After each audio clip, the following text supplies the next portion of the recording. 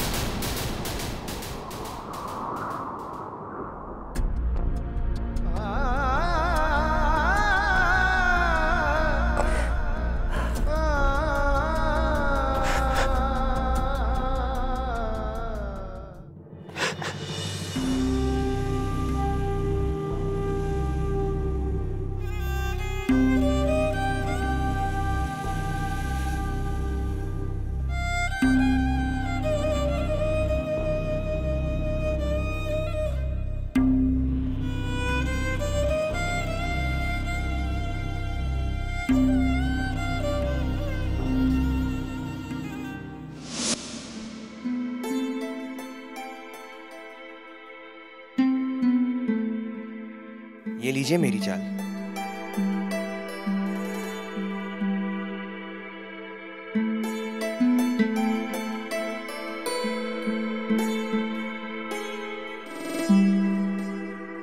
ये लो, अब बचाओ अपने घोड़े को आदित्य, वरना मेरा हाथी उसे अपने पैरों तले कुचल देगा।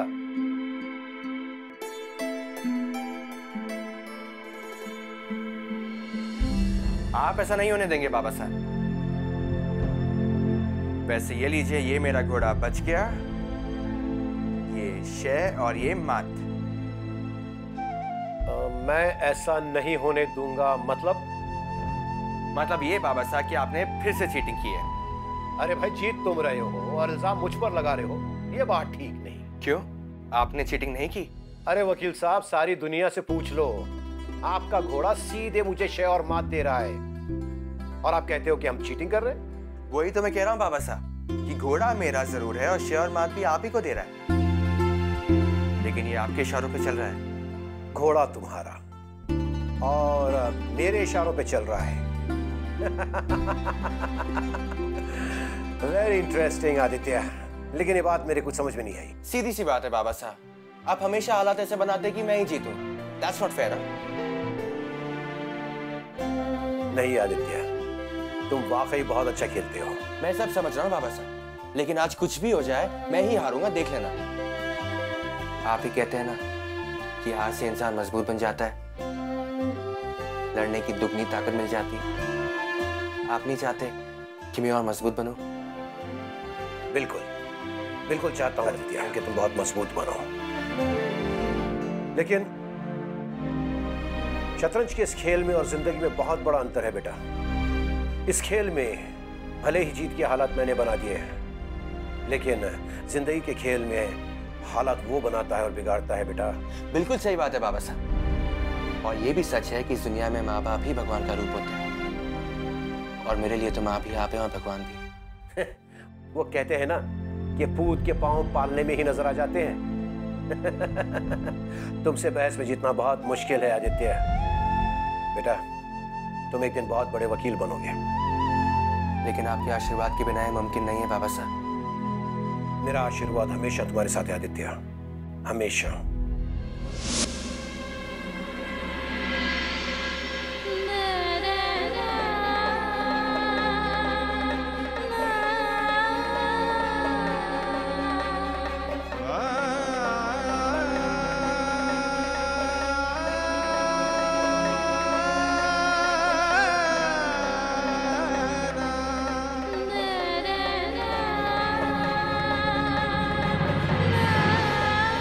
जैसा कि आप देख सकते हैं, यही वो जगह है जहां पर एक भीषण हादसा हुआ है।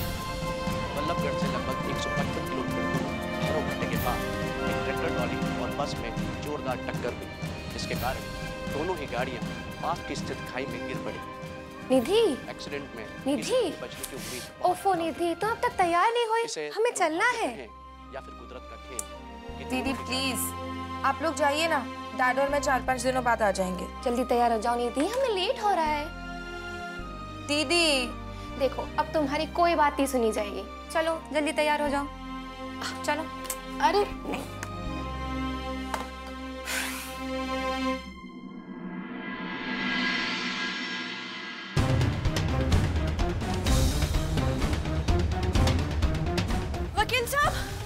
वकील साहब बारात वापस क्यों नहीं आई? हमारे वो कहाँ है? वकील साहब हालत कैसे हुई है? वकील साहब हमारे वो नहीं आए। वकील साहब आप लोग मेरी बात सुनिए, आप लोग शांत हो जाइए और मेरी बात ध्यान से सुनिए। देखिए, जिस बस में बारात आ रही थी वो बस एक हादसे का शिकार हो गई है। क्या? आप लोग घबराइए मत, क्योंकि अभी हम लोग ये भी नहीं जानते कि उसमें कौन जिंदा बचा है और कौन नहीं। जो लोग जिंदा बचे हैं वो किसी न किसी तरह से अपने आप वापस आ ही जाएंगे। अभी तो हम लोग ये भी नहीं जानते कि ठाकुर साहब, आदित्य और उसकी दुल्हन भी इस हादसे में जिंदा बचे हैं या नहीं। क्या कह रहे हैं वकील साहब?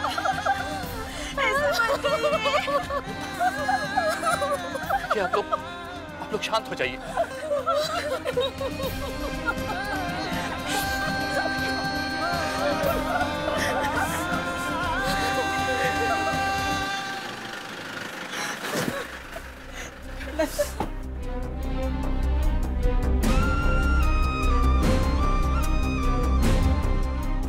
आदित्य बेटे,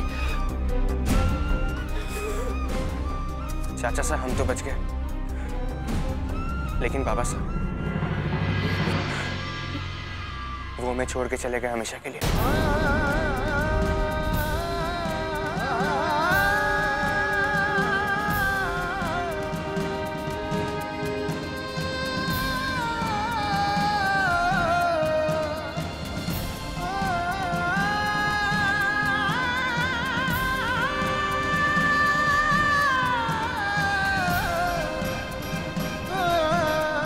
हिम्मत से काम लो बेटा, हिम्मत से काम लो।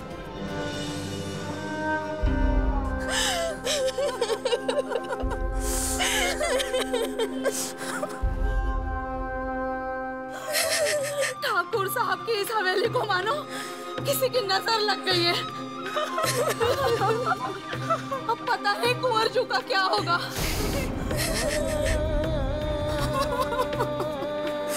भाभी साहब, आप इन सब की बातों पे ध्यान मत दीजिए। चलिए आप अंदर चलिए।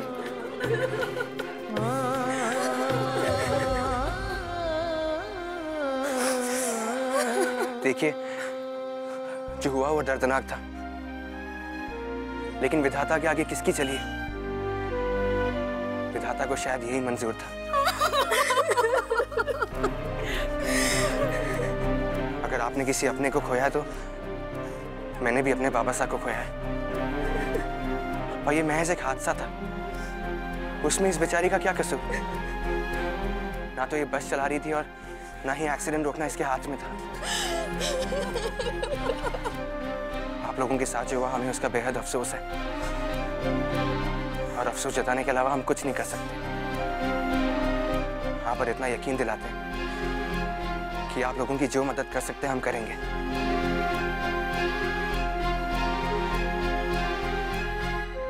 अब आप लोग हमें इजाजत दीजिए।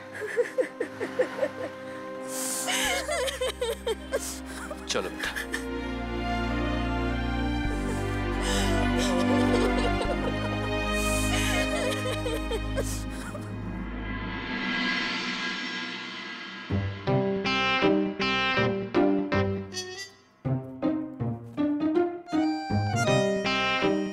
कैसा लगा? वाह, बहुत अच्छा है। अच्छा इसलिए लग रहा है क्योंकि ये खूबसूरत लड़की ने इसे अपने गले से लगा रखा है। हाय, कितना खुश नसीब है ये हार। कितने का है? पूरे 2500 का। मतलब फिर से नथिंग। तो तुम क्या समझती हो? तुम्हें असली हार पहना कर तुम्हें मुसीबत में डालूंगा? अरे हीरे मोती से लाद सकता हूँ मैं तुम्हें, लेकिन कल को तुम्हारे घर वालों को पता चला कि तुम इतने महंगे गहने पहनती हो तो वो सवाल नहीं करेंगे। कहाँ से आया ये सब? क्या जवाब दोगी तुम? हमारी मोहब्बत लाख पवित्र सही, लेकिन बोलने वालों की जुबान तो नहीं पकड़ सकते ना। I don't want to put you in trouble, darling. गुल्लू, हम शादी कब करेंगे? धत तेरे की, सारी लड़कियां यहीं आकर मात खा जाती हैं। मोहब्बत की पहली सीढ़ी चढ़ते ही उन्हें मंगलसूत्र और लगन मंडप दिखाई पड़ता है। अरे उससे पहले बीच में बहुत सी सीढ़ियां पार करनी होती है। धीरे धीरे एक दूसरे को समझते हुए, परखते हुए, फिर ग्रैंड फिनाले तक जाना चाहिए। Am I right? हेलो, कौन है? तेरा बाप। इडियट, गधे, नालायक। तुम ऑफिस में क्या कर रहे हो? डैड, वो एक इम्पोर्टेंट टेंडर भर रहा था, इसलिए। मुझे मालूम है तुम कौन सा टेंडर भर रहे थे। ये सब कुछ छोड़ो और इसी वक्त निधि को फोन करो। इसलिए डैड। गधे के गधे ही रहोगे तुम। अरे इतने दिनों से तुम्हें समझा रहा हूं, निधि अकेली है, परेशान है, यही मौका है। अरे उससे मिलना जुलना बढ़ाओ, उससे दोस्ती बढ़ाओ, और तुम हो कि ऑफिस में टाइम वेस्ट कर रहे हो। डैड वो मैं बकवास बंद करो और जो मैं कह रहा हूं वो सुनो। अभी बाजार से एक अच्छा सा बुके खरीदो और सीधे निधि से मिलने जाओ। Okay dad. क्या हुआ? क्या कहा डैड ने? कह रहे थे बुके लेकर उनकी गर्लफ्रेंड के पास चला जाऊं। What? अच्छा भाभी साहब, वो हम कह रहे थे कि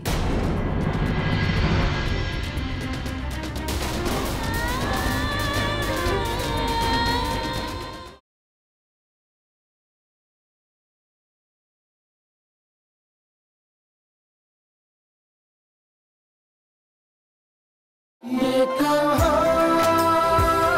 आ गए हम। भाभी साहब, आप उन सब की बातों का बुरा मत मानिएगा। सब की सब जाहिल और गवार हैं। बात करने की तमीज नहीं है किसी को। ठीक है तो कहती हैं औरतें, हम तो बचपन से सुनते आ रहे हैं, अब तो हमें इन सब की आदत सी हो गई है। ऐसे दिल छोटा नहीं करते। आइए, थोड़ा आराम कीजिए।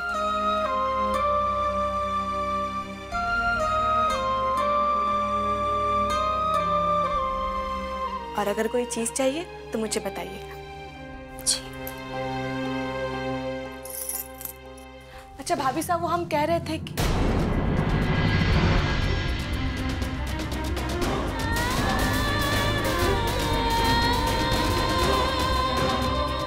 जी दीदी।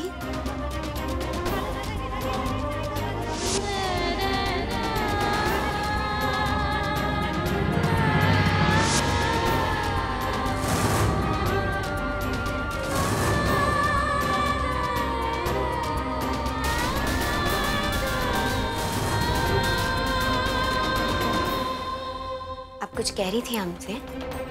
नहीं, वो हम कह रहे थे कि हम आपके लिए कपड़े भिजवाते हैं। जी ठीक है दीदी। और अगर कुछ चाहिए तो हमें बताइएगा। जी दीदी।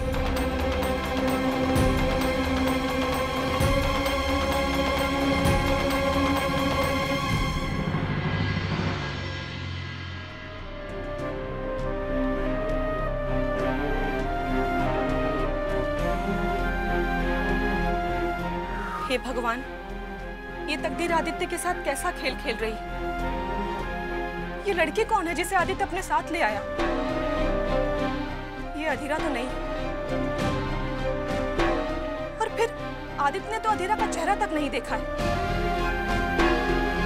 मुझे आदित्य को सब कुछ बता देना चाहिए। इससे पहले कि कहीं कुछ गलत हो, मुझे आदित्य को सावधान कर देना चाहिए। पर इस वक्त आदित्य को यह बात बताना ठीक होगा? इस वक्त आदित्य तकदीर के हाथों के कठपुतली बना हुआ है। पहले ठाकुर चाचा के खातिर उसने अपने प्यार की इतनी बड़ी कुर्बानी देकर ये शादी की। उसके बाद ठाकुर चाचा की मौत। इस वक्त आदित्य के दिमाग की हालत क्या होगी, इस बात का अंदाजा मैं लगा सकती हूँ। और ऐसे में उसे एक और अनहोनी के बारे में बताना ठीक नहीं होगा। मुझे चुप रहना चाहिए, पर कब तक चुप रहूंगी मैं? कहीं ऐसा ना हो कि आदित्य को सच्चाई बताने में बहुत देर हो जाए।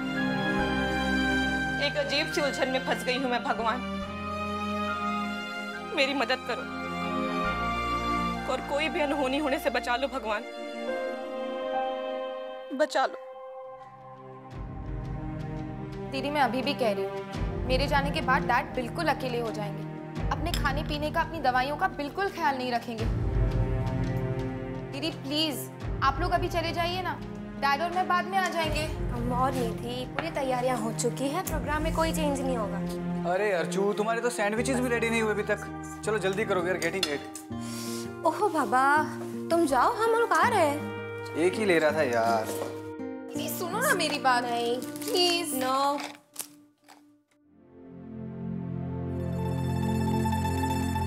अरे चलो भाई, देर किस बात की है? डैड समझाइए ना दीदी और जीजू को, हम दोनों बाद में चलेंगे। मुझे आपको अकेला नहीं छोड़ना है। निधि, तुम मेरी चिंता बिल्कुल मत करो। मेरा ख्याल रखने के लिए गोविंद है ना यहाँ, और फिर मैं आ रहा हूँ ना बाद में। और देखो, वहाँ पहुँचकर मुझे फोन जरूर कर देना।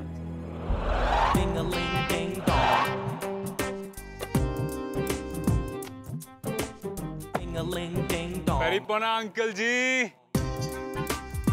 ये खन्ना का नमूना कैसे अटपका। परिपना अंकल जी, परिपना दीदी जी, जीजा जी, परिपना। Hello Nidhi ji, how are you? दुनिया के सबसे खूबसूरत फूल दुनिया की सबसे खूबसूरत लड़की के लिए। थैंक्स। लगता है मैं एकदम सही वक्त पर आया हूँ। आप लोग कहीं जा रहे हैं? मैं आपके साथ चलता हूँ। गुल्लू, निधि अर्चना के पास भोपाल जा रही है, वहाँ तुम्हारा कोई काम नहीं। अंकल जी, आप जानते हैं निधि जी से मिलने के लिए मैं भोपाल तो क्या बैंकॉक जा सकता हूँ। फिलहाल तो कहीं जाने की जरूरत नहीं गुलशन साहब, आप हमें इजाजत दीजिए, हमें देर हो रही। ओ यस, ओ यस, आप लोग चलिए, मैं भोपाल में निधि जी से मिलने दोबारा आ जाऊंगा। कोई जरूरत नहीं है गुल्लू। चलो अब हम चले। डैड का ख्याल रखना। जी दीदी।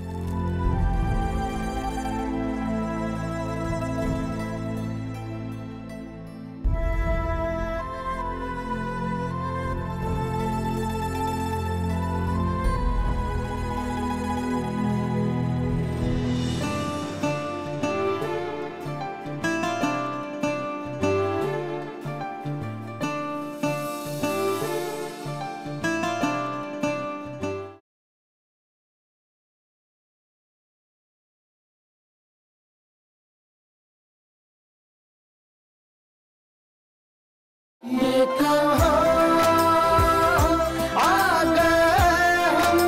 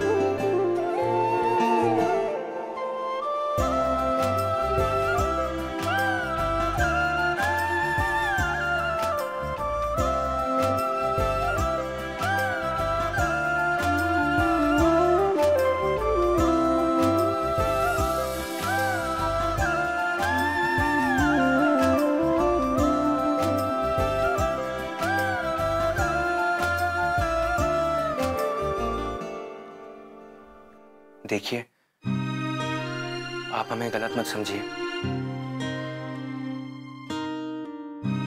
हम जानते हैं कि शादी को लेकर हर लड़की के अरमान होते हैं, ख्वाब होते हैं। हर लड़की ससुराल में जाकर एक नई जिंदगी का नया ख्वाब देखती है। आपको भी इस हवेली में पूरे अधिकार मिलेंगे। और आप जानती हैं कि हमारे साथ कितना बड़ा हादसा हो गया।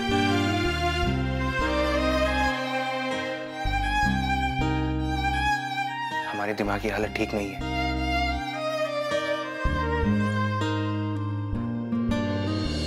ठीक है, हमने आपसे पहले ही कहा कि आप हमें गलत मत समझिए। आज आपका इस हवेली में पहला दिन है। धीरे धीरे आपको सब समझ में आ जाएगा।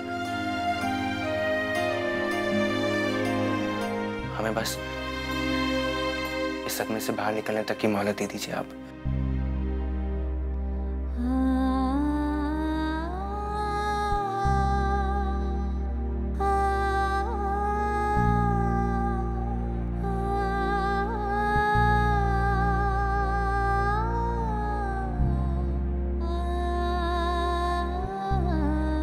ये क्या कह गए? हमारी तो कुछ समझ में ही नहीं आया।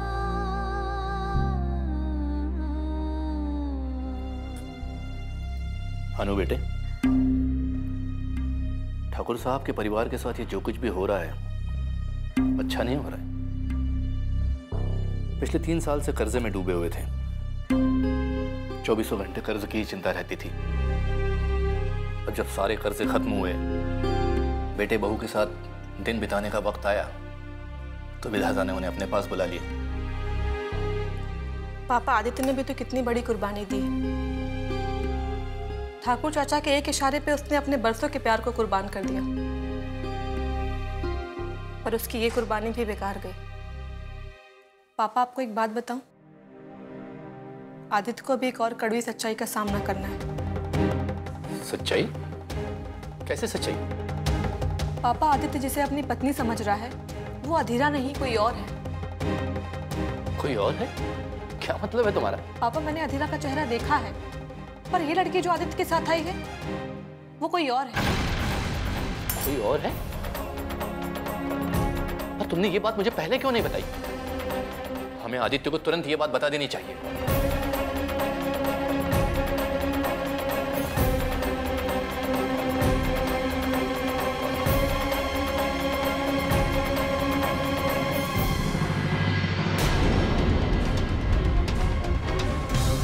पापा, ये वक्त सही नहीं है।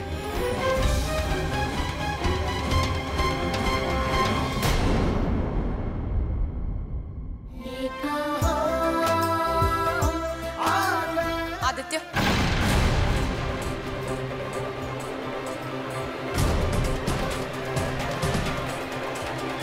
निधि, तुम